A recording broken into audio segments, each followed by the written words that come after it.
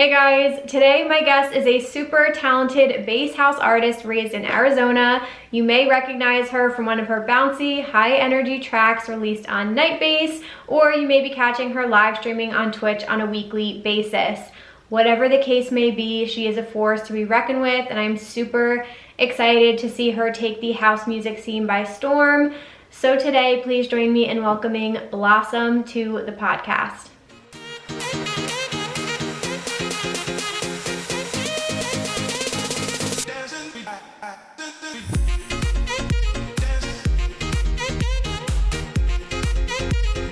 What is up, you guys? Welcome back to Rave Culture Cast, your weekly guide to the EDM community, music festivals, and more. I'm your host, Emma Capotis. Happy Wednesday, fam. How are we all feeling? Let's do a quick check-in. I think collectively, I don't know if everybody felt this way, but this past week was weird. The vibes were off. I don't know what was going on, but I was not feeling like myself. I was in a funk for quite a few days there, but we are on the other side of it. Happy to report back. I got a lot of feedback from people online on social media saying you guys were going through some stuff as well. So I'm sending everybody good vibes, love, hugs. We're gonna get through this. So I hope today is a good day. Let's make it that way. Woo, that all rhymed. I am so excited for today's guest. She is somebody who I've had on my list for such a long time. Such a big fan of her music, love her live streams, her energy, just her overall aura. And so I just was so excited that she was able to be a guest. So you guys are gonna be hearing from Blossom today. If you haven't already heard of her, you guys are about to become a major fan. So I'm so excited for that. Before we dive into the interview, I wanted to do a couple quick reminders. We have an incredible Facebook group community, and we also now are on Discord. So there's a Rave Culture Cast Discord group. There will always be links in the show notes if you guys want to join either of those, especially as we're gearing up here for festival season. There's plenty of places to connect with other ravers, find people to attend events with, and all of that good stuff. So yeah, definitely check out both of those groups. All right, my affirmation for the week. This one definitely came from the kind of mood I was in this past week, and so if anybody else is going through this, I hope this resonates with you. But my affirmation is, what I am experiencing is only temporary. What I am experiencing is only temporary. Let's just let that sink in and sit with that. That's something that I tell myself a lot of times, no matter what you're going through or just in different situations. I always try and remind myself, like, you're gonna get back to feeling how you normally feel. Like, pain is temporary, certain jobs are temporary. Like, there's just some of these situations that we're in right now, or like a mood you're going through or whatever, it's temporary and you guys will get through it. So do little things you can every day that make you happy. You know, whether it's getting a good workout in, those endorphins, I can't even tell you, like, helps so much. Eating a good meal, going to bed early, watching a funny video, like a podcast that entertains you, whatever it might be, do something to help you get through the day. And try to remember that each morning you wake up is a fresh start. You get to do it over. So our weekly affirmation this week is, what I am experiencing is only temporary. So again, sending everybody good vibes. With all that being said, I want to hop right into our interview because I'm so excited to introduce you guys to Blossom. Again, she's an incredible bass house artist from Arizona. You're going to see her name on a lot of lineups this year, that is for sure. And again, she streams on Twitch 2 times a week. So definitely please go show her some love and support, and join me in welcoming Blossom to the podcast. All right, you guys, today I have a very special guest on, a house artist. You may recognize her from some of her like high energy, bouncy bass house tracks released on Night Bass potentially, or you might catch her weekly live streaming on Twitch. Whatever the case, she is a force to be reckoned with, and I'm super excited to have her here. So please join me in welcoming Blossom to the podcast. Thank you so much for having me. I'm so excited to be here with you. Of course. How's your weekend going so far? Going great. I've been really trying to be proactive about my life and just get involved with lots of things and spend time with new friends and just cultivate those friendships a little more, especially now that we are on the tail end of everything. Like getting that social interaction has been really good for me. So I went to this workout class in the morning and doing this now. Going to go to my first show back tonight, which I'm really nervous and excited for. Yep. Oh, that's so exciting. A real live club show. Well, I'm not playing. I'm just going. Are you going? Oh, awesome. Yeah, okay. But I'm very excited. Is it like a socially distanced type thing or just a normal show? I think it's reduced capacity, but in Arizona, all bets are off. It's right. every man for themselves now. But I'm on day 11 now of my second shot, so I feel like ready to go. Cool. Oh, that's so exciting. Oh my gosh. Yeah, I can't imagine. You'll have to like let us know how that feeling is afterwards, because I think the first show, the first festival, like all of those firsts, again, everyone is saying it'll feel like the literal first time you ever went to a show, just because it's been so long. So good. You're gonna have so much fun. I feel like we all got a little bit jaded last year before all this happened. So I'm excited to experience it again and just feel that joy. I mean, I've been to a couple pod shows, but just like outdoor ones. This will be my first club show. So I'm nervous, but excited. Oh my gosh. No, go have fun. And so you're in Arizona now. You were raised in Arizona as well, right? Yep, my whole life, basically. Yeah, I've been here. I was born in London, but we moved when I was 5, so I really don't have too many, full memories there. Mm-hmm. Got it. Okay. And what was it like kind of growing up? Like, did you have a background in music or anything? Yeah. So one thing that parents in London, at least when I was growing up there, the first few years of my life, they really involved your kids, or at least in my parents' social circle, involved their kids in doing orchestra or something from a young age. So when I was, I think, maybe even as young as 2, we started just giving me a little violin. It couldn't have been bigger than about this. And I wasn't baby Mozart, that is for sure. But yeah, so you just start really early. And then I carried that in when I moved to Arizona when I was 5-ish, turning 6, and did orchestra all throughout middle school. And then once I got to high school, it was way too uncool to continue doing orchestra. So I quit in high school, but I played for maybe 10 or 12 years. Wow. Okay. Yep. Interesting. Okay. And so when did dance music come into the picture? Was that high school or later on? High school, I started to dabble with it because I found Hype Machine. So I was it was like a blog aggregator site that sourced from various music blogs. So I was listening to a lot of that, and a lot of the stuff that would come through were like kind of like mashup artists and some blog house type artists. And that's kind of what I started listening to. And then some dubstep. And then I did a lot of listening on like Pandora, which I feel like is kind of outdated now, but we all had to start somewhere. And I just kind of dabbled with it. I didn't listen to it more than just by myself, basically. And then once I got to college is when I started listening to it more and finding more of a community within it. Cool. Yeah. Nice. I was gonna say, you guys better remember Pandora. You're aging me. I'm like, I was on the Napster train. I know. I was like big into Pandora. That's all I did, Pandoring stuff. Yeah. Nothing else existed really. Yeah. But no, it's good. And I just like to see the progression too. Cause of course, like I want to chat about like where you're at now, but it is interesting to hear the background. And even in Arizona, I know I had Bijou on like over a year ago, and I know he's like hardcore rep in Arizona as well, but you guys also have a couple music festivals and stuff out there. So in your opinion, how is the dance music scene over there? We've got a thriving scene. I mean, Relentless Beats is kind of dominating the game. They've got I mean, even right now, we've got maybe 2 club shows a weekend. They're trying to do pod shows. I'm not certain how many more pod shows there will be because it does get obviously very hot here. But back before all of this, we were having like 6 or so shows a weekend. It was a lot. So we have a really thriving scene out here, which makes it easy to stay here and not make the kind of exodus, I guess, to LA. Yep. And we're so close. So Right. Exactly. Yeah. You're near a lot of things, and there have been a lot of events out there that seem like really fun. And I know like the festivals seem to be growing, and like Phoenix Lights and things like that definitely were growing in popularity, but no, it's good. It's good to hear. And I mean, I'm a big fan of the heat. I kind of would love that dry heat energy. I love it. So I can't complain. I love living in Arizona. Awesome. Okay. So from high school, when did you start to make the transition to like, okay, I think I want to dabble in DJing? Well, I was still kind of listening to Hype Machine and Everything Alone come my freshman year of college. And then once I didn't really know any of this festival culture existed. My freshman year, I went to U of Arizona. And, we obviously went to lots of parties, but I didn't realize that shows existed until I got to college, or I went to ASU. Sorry, I transferred my sophomore year.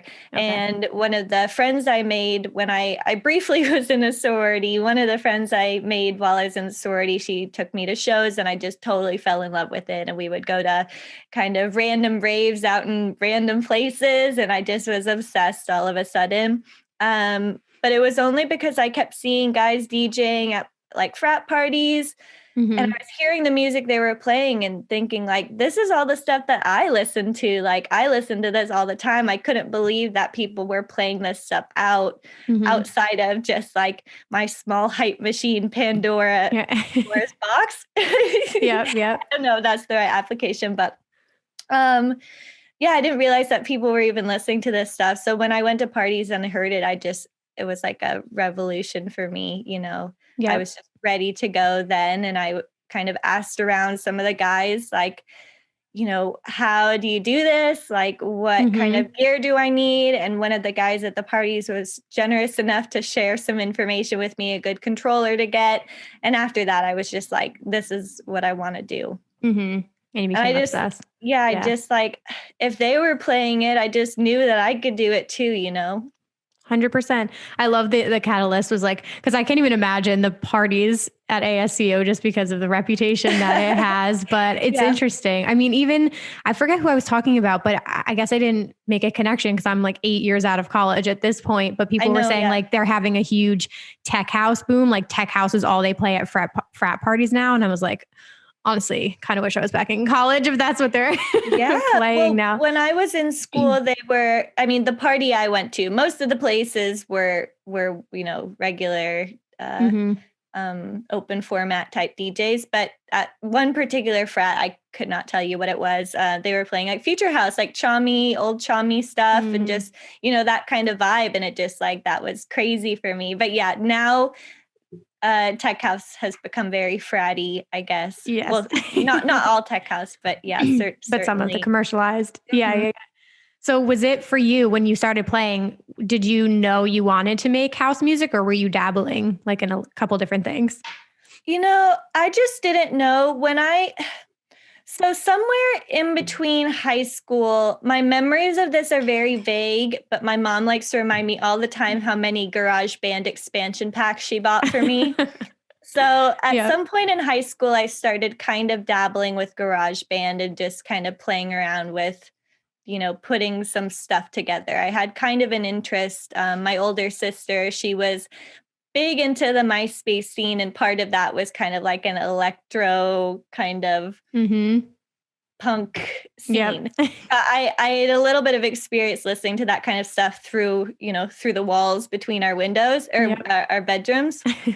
And so I think I was dabbling in high school a little bit with some GarageBand.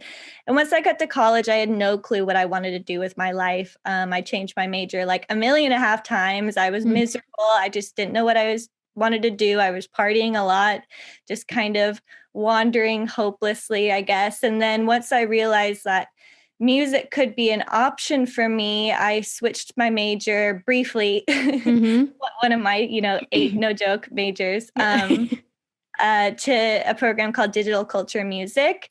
And within that were classes like Introduction to Hip Hop and Dance Music, which I took, and it kind of taught you how to make some of these things. And so I experimented with that a little bit and made some friends within there. And then ultimately, like, I was just still totally miserable in school. And my mom happened to get a massage, and she was kind of talking about me and what I was doing.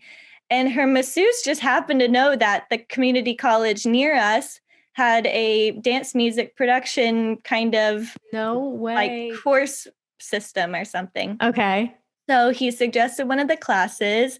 I went and took it. It wasn't exactly what I wanted, but then I heard from another friend that he went to a music school in LA, and that was like, whoa, people do that? I Mm-hmm. couldn't believe it. And I begged my parents to let me go to this. It was just a 3-month program out in LA. I did an intro to DJ and intro to music production course. Cool. And from there, I just like totally fell in love. It's like everything else stopped. Wow. Okay. So you school was happening and you kind of like put school to the side and you went out and did that for 3 months. It was a summer program, so I was Oh, able to do nice. that. Was kind of the deal with my parents, they would let me do this DJ thing, whatever it was, if I stayed in school and finished up. So I just did a Okay. 3-month summer course, basically. And what year was that? That was the summer of 2015. Okay. So yeah, now I've been doing it. May of this year will be 6 years of producing. Ooh, okay. So what was your biggest takeaway or your favorite thing about those 3 months? Like what was the experience like at the school?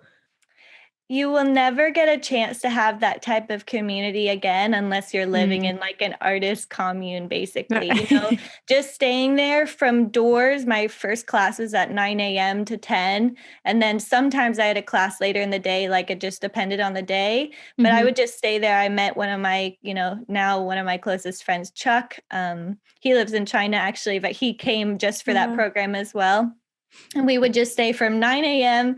until 9 p.m. till they kicked us out, just working on music in the lobby and DJing on their gears when people weren't on them, and just totally absorbing ourselves in it. And you just, again, unless you are living with other artists or just in that kind of environment, you never get that type of pressure-free time to just explore music just for fun. Even while I was there, I didn't even realize I wanted to do this seriously. I thought, well, I'm not very good at this, of course. 1 month into learning, I'm not very good at this. No one is. Maybe I want to just do something else in music. Maybe I want to do music management. And then just as time went on and I found my footing, then I just I wanted to do it forever. Changed your mind. Did you make anything during those 3 months that eventually got released? No. I sent a bunch of them out to get like mastered, and then in listening back, they give me a good laugh, but it was nothing I would share with the world. But I think it's important to just create without intention of releasing, just releasing all pressure of what a song needs to be. Totally. Yep. I think, and it's fun to look back to on people's careers. Like I automatically think of YouTube, and I'm like, it's amazing to see people's, if you can sort it by their oldest video and they just leave it up there, you're going to come from somewhere. And I love the saying progress over perfection, because if you don't start, you'll never get there. So it's good. It's good you had that experience and then you learned from it and grew from there. What was was there a big moment that was kind of like okay, this is the tipping point, or this is, I know I can do this for real, as a career? Well, I still wasn't sure even at the end of the summer, but there was a DJ competition, a local DJ competition in Arizona, and it kind of aligned with when I was finishing up school. So I submitted a mix for it. It was this whole big thing with all the people that were in school with me. They helped me kind of get it all together. And then we submitted this, I think it was 15-minute mix, and I made the top 10. And then, that was just really exciting to make the top 10. And I didn't, get past the first round, but still it was once I got to go to a real show and be a real artist at the show that people were asking questions to and wanted to hear what I had to say, even what I wanted to play. It was just whoa, this is amazing. That first show, that competition, just that changed everything, I think, for me. Cool. And so did you start to, I'm curious about your first few shows that you played after that. Were you booking just local shows? When did you start to travel? All that good stuff? It was local at first. I'm trying to remember. I think my first travel show was in 2016. I played 2 shows in LA that year, but at first it was just local. And when I came back, I was just barely turning 21. I think at the competition, I was only 20. Okay. And so then, yeah, I had to wait like a month before I could play a show. I got like an offer and they were just kind of waiting for me to be 21 so I could Right. actually go into the club and play it. But after that, I started getting booked more regularly by Relentless Beats. Cool. So would they reach out to you, or at that time were you handling things on your own? Like, are you kind of your own manager until you're approached to work with someone? Totally. I mean, yeah, until Yeah. you're approached, you're kind of in charge of it yourself. I remember, I think I reached out to the talent booker at the time because I saw that AC Slater was coming through town and I asked if I could Mm. please play that show. Um for context, one of my teachers at Dubspot where I went for the summer was PD Click. So that's how I started to really get involved with doing like just learning about night bass and what that is. Mm-hmm. So that's why when AC came through, I'm like, okay, I want to play that show. Can I please play that show? And Yep. they, by the grace of the universe, they put me on that show. And then after that, I would just get, Nice. random requests from them if they wanted me on something. So was that first show a good, like, did you meet AC Slater, and was that like the first kind of connection that you guys had? Yeah, well, I got to meet him and he had heard a little bit about me through PD because I told PD that I was playing the show. I was so excited. Mm-hmm. So I got to meet him and he knew who I was and we just chit-chatted. And it was funny because in that in that first my first ever dance and hip hop music production class when I was first dabbling, maybe I think it was 2014, like early 2014 or even maybe end of 2013. Mm-hmm. We had to do a PowerPoint presentation on our favorite artist, and I did AC Slater, and so I have this whole PowerPoint presentation about him that I think I might have shown PD. It was just so funny to me that I had a PowerPoint on him. This is like so full circle. Yeah, I can't even imagine how you feel. Like now you're in the world and a part of the family. Like, what is that whole experience like? Well, it starts with a PowerPoint and then it goes. So if you guys want to be on a label, make a PowerPoint for your school presentation. You manifested it. Yeah. That's the way you do it. The experience has been amazing. I'm so grateful to be part of Night Bass. It's like the best community ever. They really rep their artists. They really support their artists. AC is like the nicest guy ever. I love being part of it. I couldn't have picked a better experience for myself for sure. And has your sound changed at all? Because going from some of the first shows you played, I probably just skipped some time to connecting with Night Bass, but what was it like developing your sound and figuring out like, what genre you wanted to do, or do you not even concern yourself with like fitting into anything? Well, when I was in DJ school, I would do some house music, some type of like UKG and like early bass house, very early stuff. I was dabbling with that, but I also really liked experimental music, experimental trap. So I loved that some like kind of avant-garde type sounds. Mm-hmm. So I was kind of being pulled between these two things, but when I was producing, I found it a little bit more organic for me to be working on house music. Mm-hmm. I did take like a 1.5 year detour and only focused on doing experimental trap, but then I found my way back to house. I just, I wholeheartedly feel like if it feels unnatural for you to be making, if you're really struggling to make it, maybe it's not right for you. And like, of course you have to experiment with it first before you can write it off. But yeah, I could never find myself really creating stuff in that genre that I was proud of, that I felt good about, not the same way that I felt when I was making house music. Right. I'm not being biased, you guys, but bass house is my favorite genre. It like creeped up there. Yeah. Oh, I can imagine. I forget what it was. I'm a big house head and big fan of the genre. And then it was a couple friends of mine in the festival community who, it was like Wax Motif and AC Slater. And they just started sending me stuff, and like bass house just slowly started to creep up. But I just feel like not only to listen to it, but live, I can't even imagine how you feel. It's just the most high energy, fun, like crazy music to dance to and to have fun to. So what is it like playing it? I just love it. It's the perfect, okay, well, these days I'm like obsessed with drum and bass too. So it's between those two for me. But playing bass house is awesome because it's the perfect, the perfect BPM to like, you can jump up and down to, but not be like totally unbelievably exhausted. It's just the perfect, speed for me. The energy is awesome. I just like the structure of it. I love playing bass house. I really am happy that I settled into it.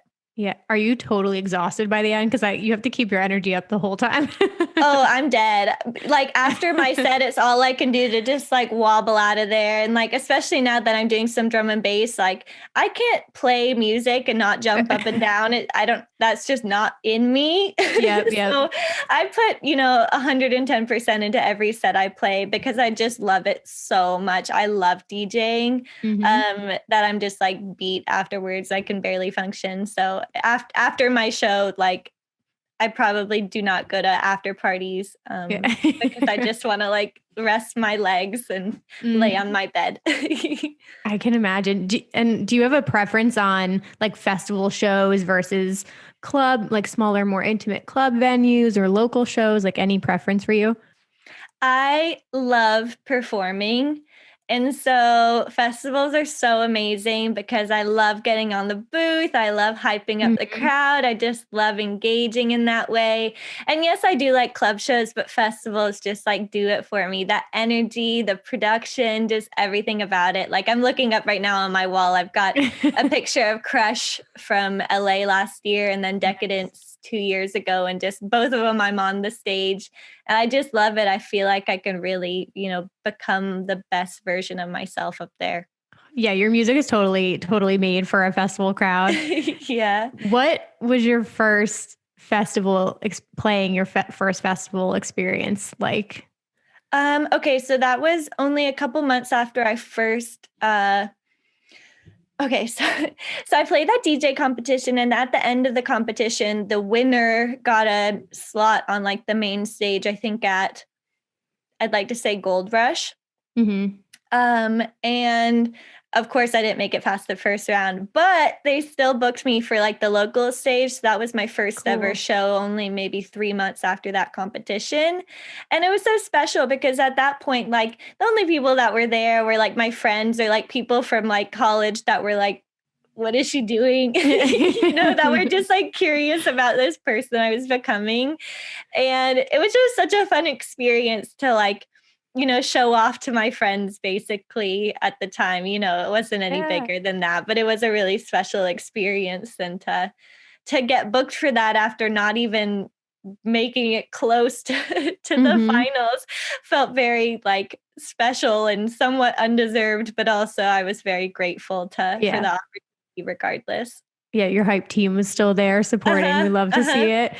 There's something special though about events that have local stages or even like everybody listening. So I know when you're first getting into the scene, like I had this experience too, you're at the main stages, you're at the big headliners, but there's something so beautiful about seeing an artist who's like just about to take off or like their name is just starting to get bigger at like one of the small, at like one of the smaller stages. And that's how I am now. Like I'm like dissecting these lineups. I'm like, who is like coming up right now? I want to go see them versus like the people who will probably be booked a bunch of times and they're still amazing, but you'll have the opportunity to see them. But I think that's so fun. I think it was Ever After Music Festival, which is a smaller bass music festival in Canada, had a local, like people from Ontario or the local area. And we just like popped over to this little pavilion and we're just rocking out with the locals playing over there too. I don't know. It's so fun. Yeah. I mean, the local stage is the heartbeat of that scene, so whatever they're doing is kind of a good representation of the music culture in that city. So it is special to see what kind of things people have to offer. And like, honestly, a lot of the people that I started playing local stages with are now, producing and releasing music and getting signed to labels. And it's like fun as a DJ to watch the whole squad go up, all of us, that were just playing to, crickets at a local stage at one point are now really doing things within the music scene. So I do think there's something to say for showing up for the locals because they may be the people you're seeing on main stage one day. Totally. Yeah. And when you play a festival, what is is it different per event, or do you like get to actually walk around and catch some sets? Like, how do you like to spend your time when you're playing an event? It really depends. Sometimes I get caught up backstage because you get in conversation with friends that you haven't seen that are just there Mm-hmm. for that show, and then it's like a whole, just Yep. hanging out with your friends. I do like to go explore and just like go to different stages and just check out what's out there. But after I play, all bets are off. So it just really depends Yeah. depends on how much energy I have. But I love to dance. So if I have an opportunity, I really like to go dance. Yes. Any favorite festival memories, like in the crowd as a fan? Um, I know this is so basic, but at Bonnaroo, we went and saw both Cardi B and Post Malone, and I just like, Nice. you don't get a lot of those experiences at EDM shows because we're just Mhm. only seeing EDM. So like, I really like Cardi B, so it was very fun to go see her and sing along to all the songs. Totally. Yeah, she's cool. What can I say? I'm Yeah. not embarrassed. Only a little bit. No, I love Cardi B. I'm a huge Uh-huh. Post Malone fan too. Like it's like listens to all electronic music, and then number one streaming artist in like 2018 was Post Malone. Yep, It doesn't yep. make any sense, Love it. but you got to listen to things outside of it too. Okay, Yeah. I want to chat with you a little bit about live streaming, but before I do Okay. that, I like to ask: are there any artists right now that you think are doing big things for house music, or people that you have your eye on right now? In house music in general, I think I've got my ear to the ground a little bit more with like the UK bass type scene because that's Mm, what I'm most interested in. Zero, MPH. I think they're doing really, really cool stuff. I'm trying to think of anyone else that I feel strongly about. I know Imanu isn't all, house music, but mhm. his song remix for Apache was Ooh, like incredible. And he does a lot of cool stuff within house as well. Not necessarily UK based, but yeah, his stuff is really awesome. And I think those are like the biggest ones for me. Axel Boy, I'm a huge Axel Boy mm, fan. Clank is amazing. Got to shout out my friend Ekanova. Yeah, those are nice. those are the big ones for me. Cool. Take notes, everybody. I'm going to post some links in the Discord group chat so we can share Cute. some music.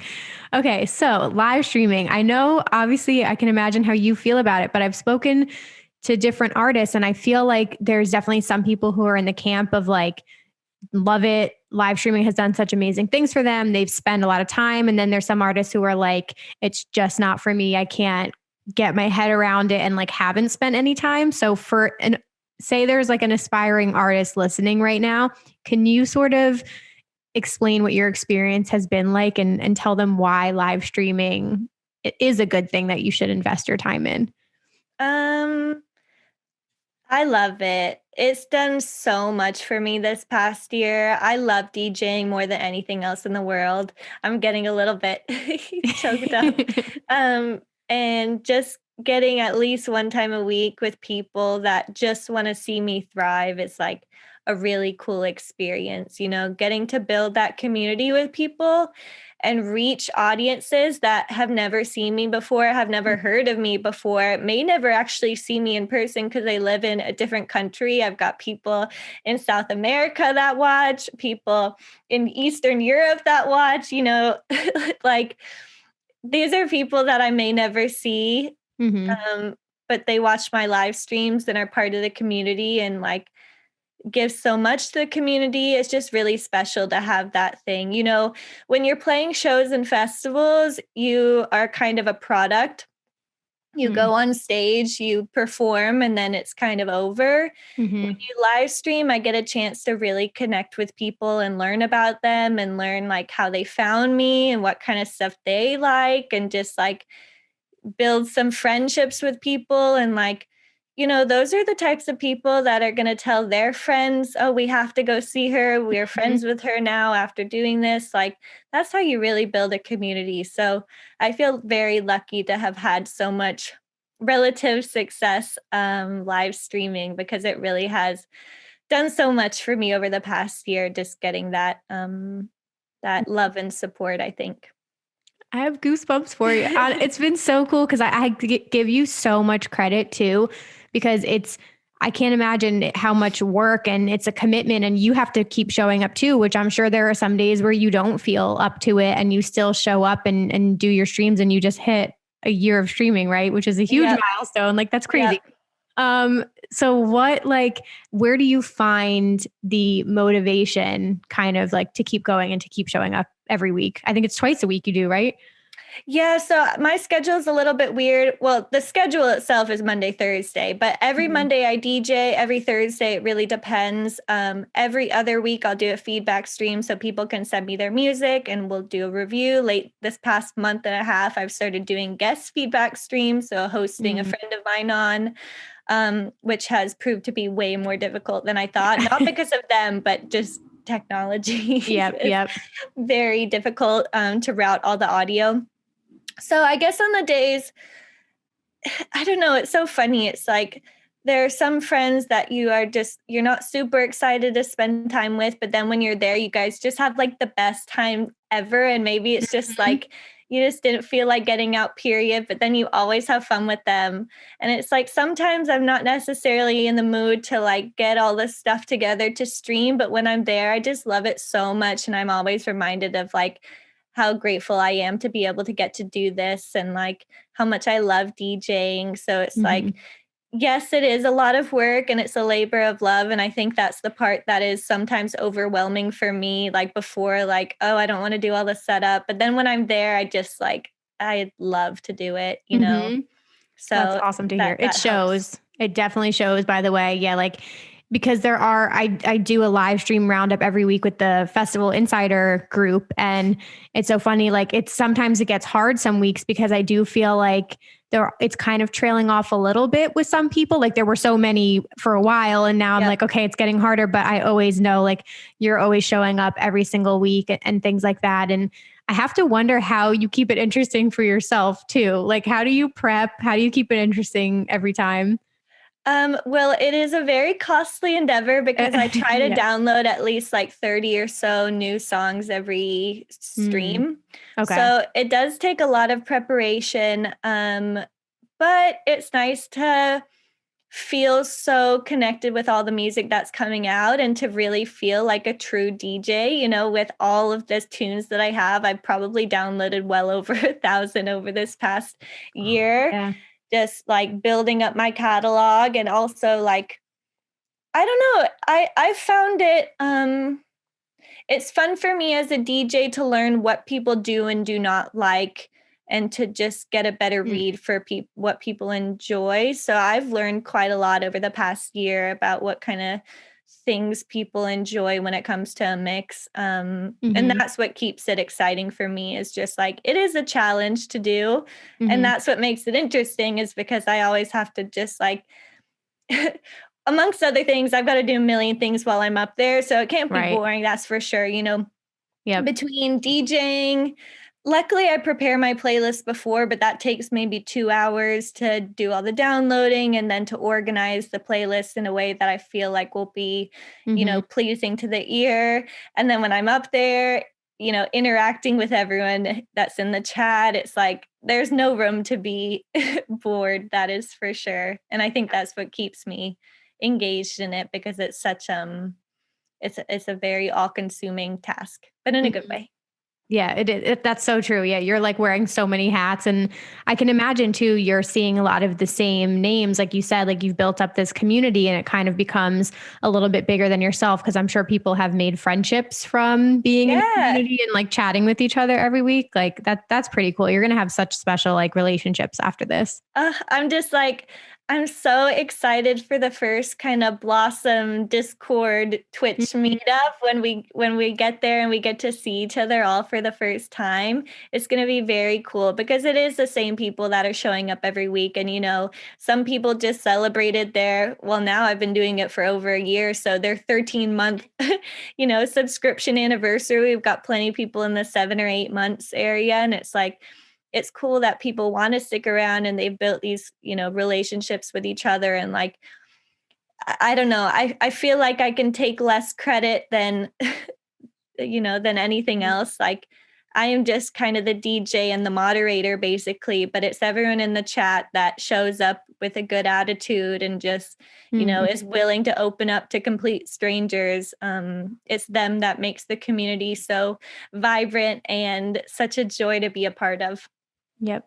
And you're keeping your skills fresh on top of this. Yes, like, you know what I mean? I can't imagine like some people who haven't played any and then like going fresh back into playing shows. Like at least you're like thinking on your feet, like you're still exercising all these skills. So you'll be fully ready to go when shows come back. Oh yeah. I'm not nervous at all. And it's like, I think the biggest thing I'm nervous about is so silly, but when I'm on Twitch, I talk the whole time. And so I'm not really sure what I'm going to do when I'm at a show, because obviously it's not the same format. So people don't want to hear me just like hanging out on the microphone. I think that's like a comical kind of thing to have a DJ on the mic the whole time. So I've got to figure out that part, but the DJing part is easy peasy now. Yeah. Like drop a heart in the chat if you guys are excited to be here. Oh, wait, shit. Got those heart emotes. Let's go. Thanks for the bits. Wait. Yeah. That's crazy. No, it'll be a different feeling. And I've wondered about this too, because I think it is interesting what you said about people who might not have the opportunity to ever see you live, or it kind of like, this is one of the benefits where in my head, it's like, why don't you do this? Because like people from all corners of the world are exposed to you and can hear your music. But I do wonder if when a live events come back, I know some major festivals had live streams, like Ultra does it, Tomorrowland does it, EDC Las Vegas does it. But I wonder, even with like more small local shows, is there ever like a possibility that venues also live stream the live show for all the people who can't make it? And whether or not they put a paywall behind that is one thing, but I don't know. I don't know. There is something nice too, where it's like the people who are there that night get to experience this special thing, but I feel like there's potential in the future with live streaming. Yeah, I've thought about it a lot. And even in regards to like how long I will continue doing it. And I think it's like, I'll do it as long as I'm allowed to, basically, and as long as time allows for the most part, because I think it really is, there's something to say for the community that I've built. I've built, they've kind of built it themselves, but on my stream, I guess, so I'm the moderator. There's something to say about that community and showing up for each other. People want that community. Those friendships don't just die. So like having a place for those people to connect where they may never actually see each other. I want to try and maintain that for as long as possible, but I just don't know what's going to happen with, festivals, etc., if they're going to keep live streaming or what the deal is there. I think we're all just kind of playing it by ear, and by the grace of the universe, I'm allowed to do this now, and it's been such an important part of the past year for me, so I'm just gonna ride it out while I can, regardless of kind of what the rest of people are doing. Well, no, it's so appreciated. And, I think there are so many people out there who just like have been craving music, more of it this past year, and you showing up every week definitely means a lot. But getting to the end here, I want to know what the future holds for you. Like, what are you excited about? What's coming up? I've got an EP dropping on March 14th. So if you're listening now, it's coming in a couple days. Wait, May 15th. You said March, I think. Did I say March? Yeah. It's May 14th. Okay. It's May 14th. So whatever I just said, don't listen to me. I don't know what I'm talking about. You guys. It's coming up regardless. You probably know about it. So I've got that coming up, and then I've got lots of festivals coming. We'll see what gets announced. I don't want to spoil it before the announcement. So we've got some really cool festivals coming up this year. Some that when I got the text about one of them, all I could say was, like, what? Yeah. Me? They want me? That's awesome. So it feels very cool, like totally surreal, festivals I didn't even realize were on my bucket list. And suddenly, like, they're the coolest thing I've ever been booked for. So that's awesome. Got that kind of stuff coming, and just more streaming, ride it out as long as I can. Maybe we'll make it to our 2-year anniversary. I just don't know. But Yeah, lots of changes coming, and I feel very ready for it. I'm very ready to, like, I don't know. I love producing, but I love to DJ. It's like Mm-hmm. the reason for my existence is getting to DJ. So I'm really excited to have the opportunity to be around people again, Mm-hmm. to do what I love. That's so exciting. I'm so pumped for you. Like I know people are, a little stressed and just worried about how things are going to happen, but I can't, like, I just feel for everybody involved in the dance music and festival industry and people, looking for their jobs back and things like that. And the fans who are ready to see it all come back. It's just going to be absolutely unreal. But any dream like back-to-backs or venues you would like be dying to play? I think my dream is to play with Anna Luno. I think she's like the coolest thing like ever. Yes, that would be She's a so big good. inspiration, total badass. So I would love to play with her one day. And of course, I love playing anything with Night Bass. I can't wait to do more with them this year. I'd love to do stuff with even like Holy Goof or Notion or any of those kind of big UK bass acts. Just get more involved with that. And I'm going to, you heard it here first. Well, second, I said it on my Instagram story, but I am going to do some drum and bass this year. It's like the biggest goal I have for myself is to produce some drum and bass. I love it. I love everything about it. Every style of drum and bass. I just like, you can cry to it, you can vibe to it, you can headbang. I just love it. So I really want to do some stuff in drum and bass this year, and dip my feet in the water, I guess. Yes, I'm excited for that. I think that's another one of those that's going to like creep up on us because I know that that's a big, big scene in the UK, but I think in the US, like it's definitely been slept on. So I think that's definitely the move. I'm so excited for that and for the EP. And yeah, I mean, night based shows in the future. I know, I think at one point they did not a festival or it was like a night based show in Chicago or something like that. Yep. A mini festival, basically. Mini festival. Okay. Yeah. Like more of that would be amazing. And like all these stage takeovers, like, yeah, it would just be so cool to see all of that. But plug where everybody can connect with you and find you online. Sure. So all of my socials are a variation on the theme. So I'm sorry, but it is harder than you can imagine to get Blossom DJ on everything. So Instagram, my handle is blossom.dj. Twitter, my handle is blossom DJ and a little underscore. And then Twitch, it's just Blossom DJ. Kept it simple. Yeah, those are the big places. And of course, go to Spotify. You can find me Spotify, anywhere you stream your music, Apple Music, SoundCloud, Beautiful. Okay. I'll plug all that. Question two. You just had merch launch. Is there any left? Or are you releasing more? Okay, so I've got I'm really excited about this. I'm going to do as many things in fashion this year as possible. That's another one of like my passions. I'm just so excited. So we had this merch drop and we sold out in like 4 days, which was way beyond what I even, could have dreamed of. We had originally only printed 40 shirts. And then when I posted the announcement that I was dropping merch, I got such an incredible response that we doubled the order to 80. So we sold out in 4 days, which I just like couldn't believe.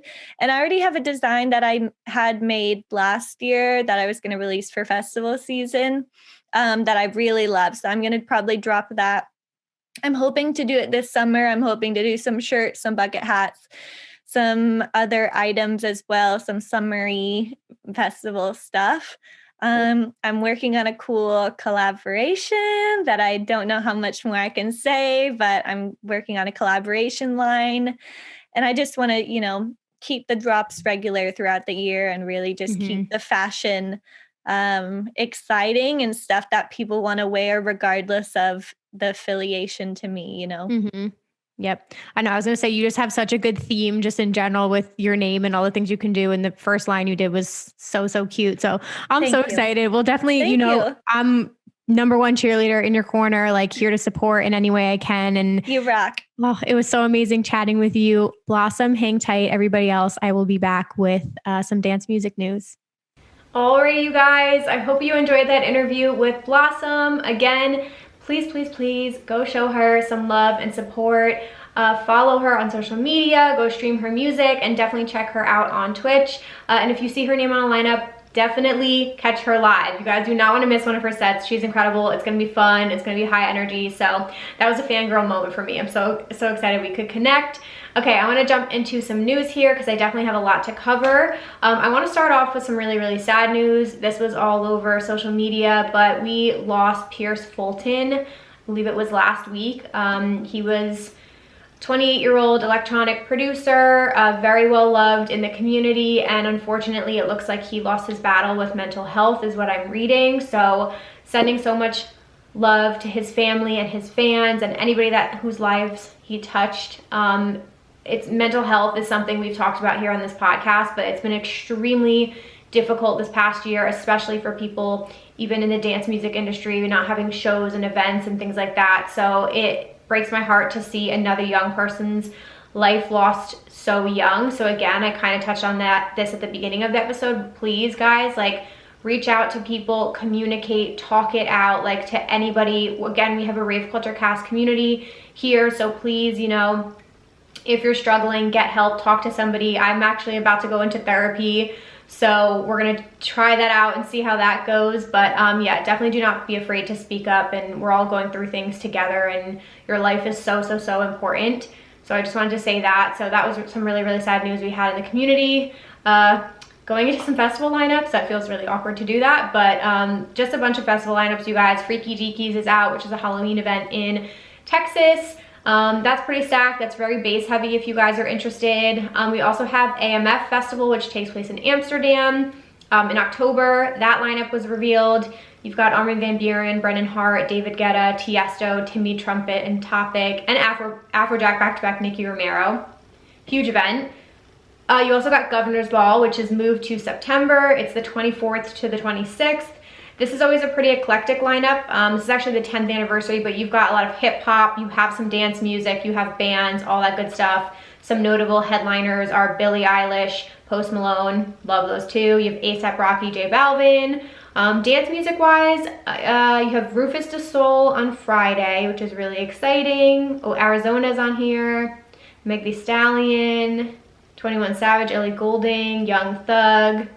Honestly, you know, this doesn't really speak to me. I'm not going to be going to have another event, but definitely an eclectic group.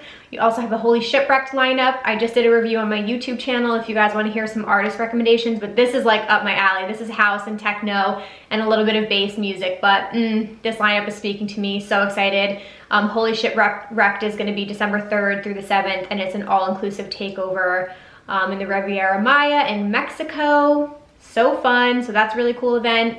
In other news, we also got an announcement from Tomorrowland that they are going to be back for another digital festival this summer, July 16th and 17th. You guys remember me butchering this word, I'm not going to try. The magical island of Papillonum?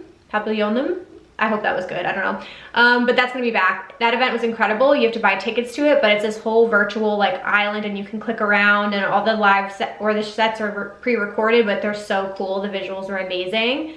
So that's happening. This kind of is old news at this point, but Lane 8 announced a Red Rock show, and they already added a second and third date, I think, all of which at this point are probably sold out, but good for him. That's absolutely incredible. I would love to go to that, but it's just not gonna happen for me this year, which is so upsetting. Yeah, and then last but certainly not least, Two Friends' new Big Booty remix is out, number 19. These are so much fun, you guys. These are great.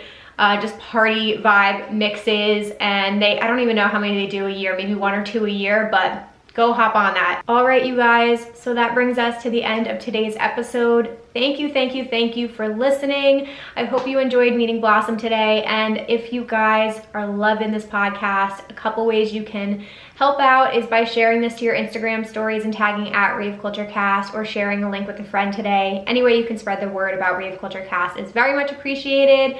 Again, we have communities on Facebook and Discord that you are more than welcome to join.